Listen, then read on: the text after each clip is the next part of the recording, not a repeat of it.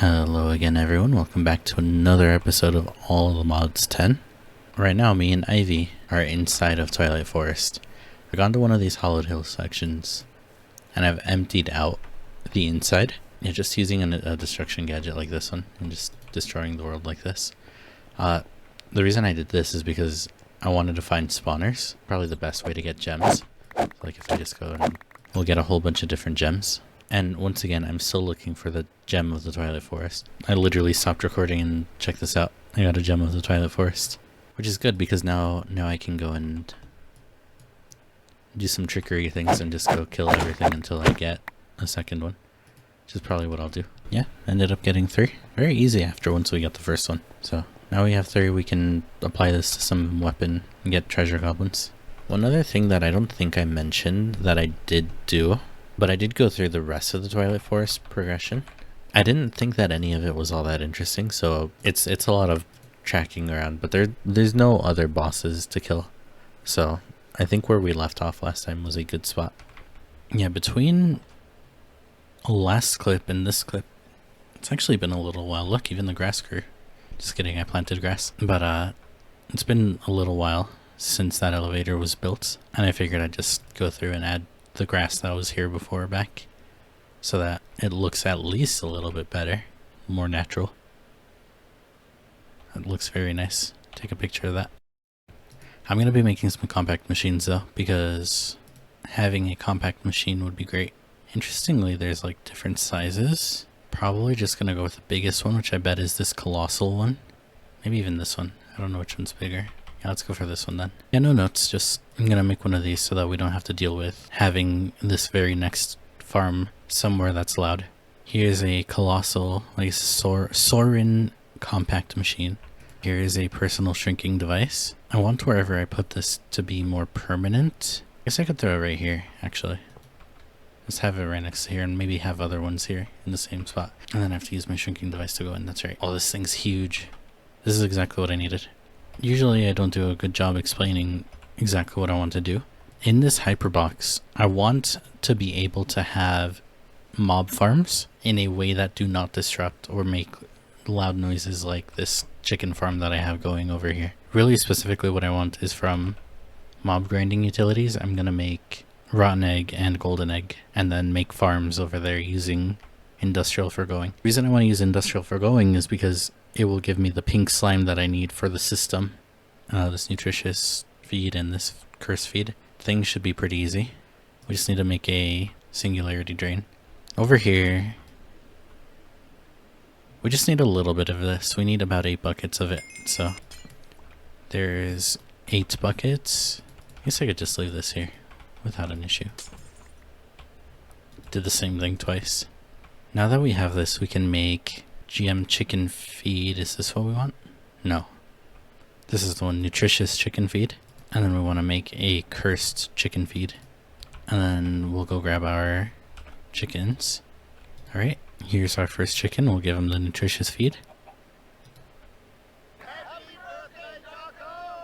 Happy birthday, Darko, indeed. And for this other one, we'll give it the curse feed. It sounds about right. With what we saw about how big that area is, I actually kind of just want to make a, I'm going to just make a wireless bridge and just have it linked over there. So, alright, let's see how this goes. Turn off my magnet, place down our redstone block, singularity, ender pearl. It's ender pearl dust, but throw that down and yeah, that does not work. I figured. Which means we should do this a little far away. Alright, here we go.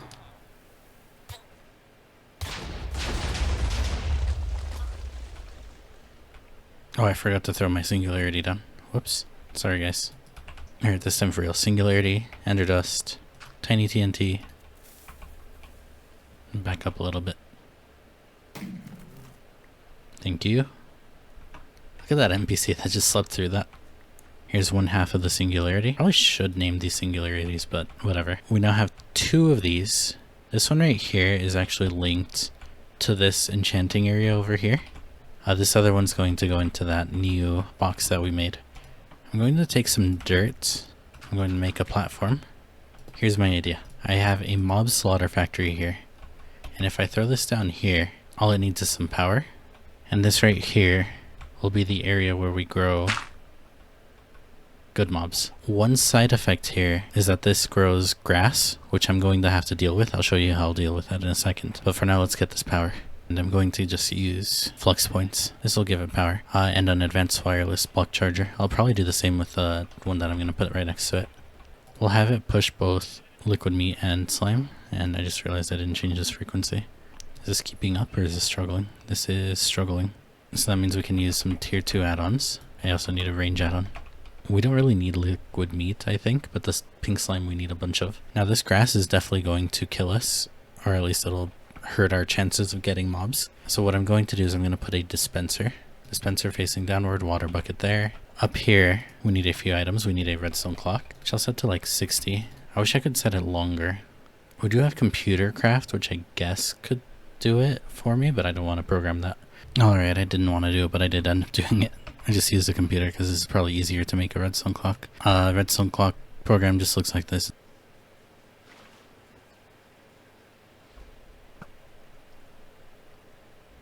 And there you go. That's our automation here. We are over here by the hostile neural network stuff again. I've put down 2 drawers here. We're going to link these over here into this controller. I've already connected our dimensional tank to it.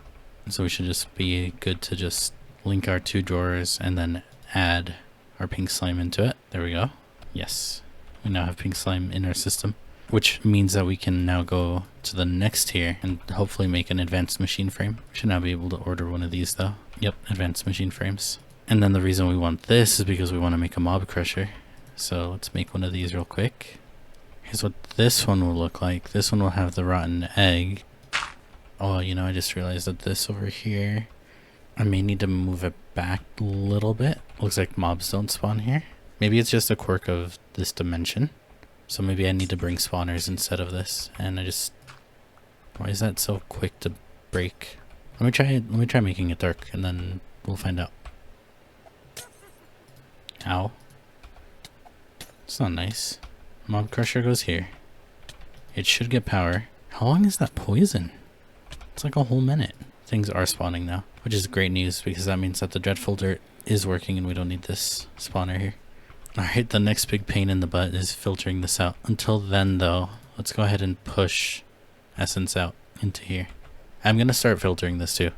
I won't make you guys sit through me figuring out how to filter stuff. And new slimes are gonna be a problem. I don't really know how to take care of them though.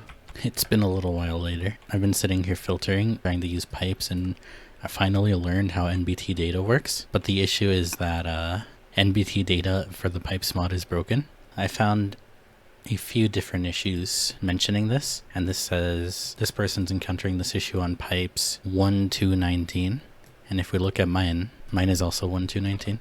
I spent a lot of time trying to figure out how to NBT sort stuff, and it really just turns out I just can't. And it seems like pipes hasn't been updated, so I'm gonna have to figure out a different way to sort this. Alright, not a whole bunch of new updates here. Well, I guess there's some new updates. I'll walk through it step by step. The issue with the slimes, what's happening is that they're spawning very close to the wall and they're spawning large.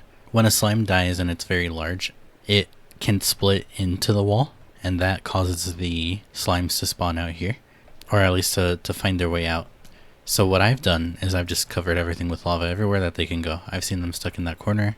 I see them go under. Now they die when they come out here. Yeah, like this. Look, perfect timing. And here's a little slime ready to jump out into the lava. Yep, and that's what'll happen.